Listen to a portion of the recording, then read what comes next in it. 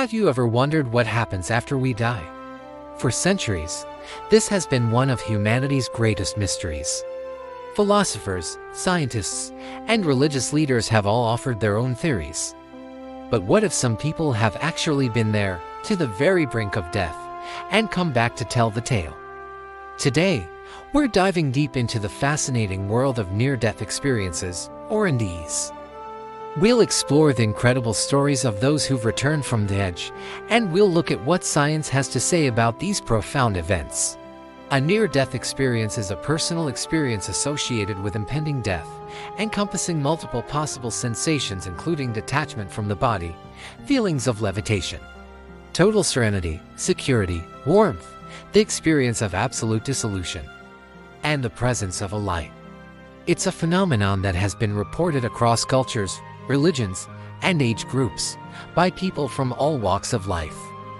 The term was coined by Dr. Raymond Moody in his 1975 book, Life After Life, which brought these stories into the mainstream. So, what do people actually see and feel during an NDE? While every experience is unique, researchers have identified a common pattern of events. Many people report a sensation of floating out of their physical body, often looking down at themselves and the scene around them, like a hospital room or an accident site. This is often called an out-of-body experience. They describe being able to hear conversations and see events that they could possibly have known about from their physical position. One of the most famous accounts is that of Dr. Eben Alexander, a neurosurgeon who was a deep skeptic of NDEs. He fell into a coma for 7 days due to a rare bacterial meningitis. His brain was so severely damaged that, by all medical standards, his consciousness should have been completely offline. Yet, he reported an incredibly vivid journey to another realm. He described it as a place of vibrant colors, music that was almost tangible, and unconditional love. He soared on the wing of a butterfly over lush landscapes and was accompanied by a beautiful, silent guide who communicated with him telepathically, reassuring him that he was loved and had nothing to fear. When he woke up, his entire worldview had shifted. A man of science was now convinced that consciousness exists independently of the brain. Another common element is the tunnel of light. Countless individuals describe traveling through a dark tunnel at incredible speed, with a brilliant, loving light at the end. This isn't a harsh, blinding light, but a warm, welcoming presence that radiates pure love and acceptance. Many say that as they get closer, they feel an overwhelming sense of peace and homecoming, like they are finally where they belong. Upon reaching the light, or sometimes within the light itself, people often encounter beings of light. Some identify these figures as deceased loved ones, a parent, a grandparent, a friend who passed away, all looking healthy and happy. They're not ghosts, but vibrant, radiant beings there to welcome and guide them. Others describe meeting spiritual figures that align with their personal beliefs, like Jesus, Buddha, or angels. The communication is usually telepathic, conveying messages of love, reassurance, and sometimes knowledge about the universe. This brings us to another fascinating aspect, the life review. Many people experience a panoramic, 3D playback of their entire life. But it's not just like watching a movie. They re-experience every moment, not only from their own perspective but also from the perspective of everyone they ever interacted with. They feel the joy they brought to others and the pain they may have caused. The purpose, they say, isn't judgment, but learning. It's an opportunity to understand the impact of their actions in a profound way, guided by a sense of immense love and compassion. It's about understanding the importance of love and kindness above all else. After these incredible experiences, many are given a choice or are told that it's not their time to stay. They encounter a boundary or a point of no return. They might see a beautiful river, a wall, or a bridge, and they understand that crossing it means they won't be coming back to their earthly life. Despite the overwhelming beauty and peace of the other side, they often choose to return, usually because they feel they have an unfinished purpose or deep ties to loved ones still on earth.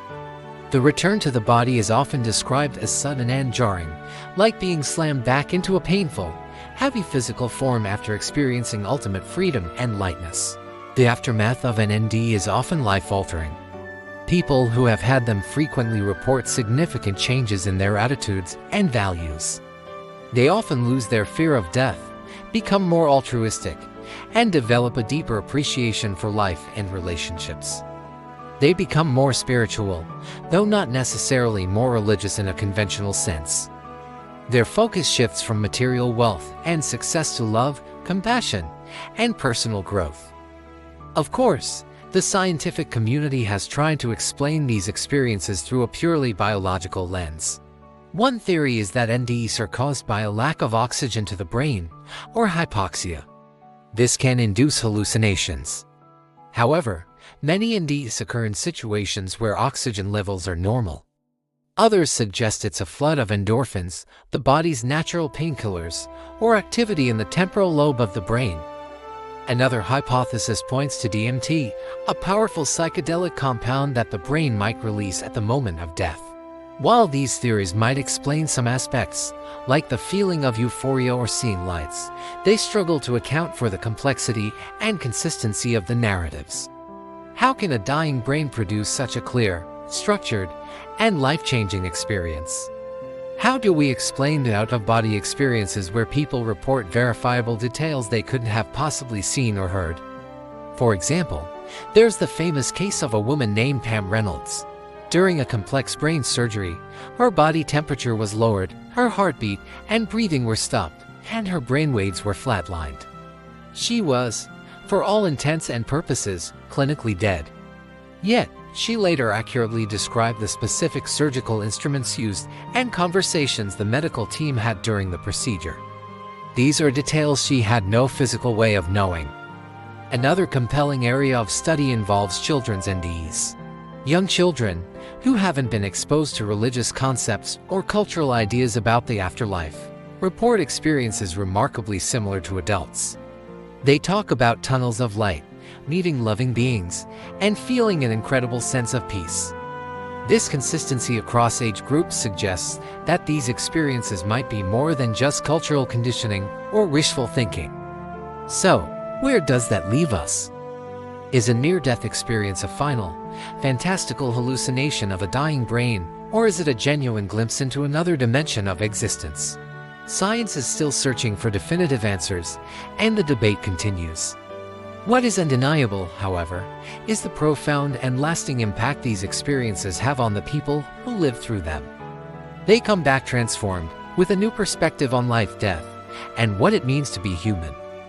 They bring back a message that is surprisingly consistent, that love is the most important force in the universe, that our lives have meaning, and that consciousness may indeed continue after our physical bodies cease to function.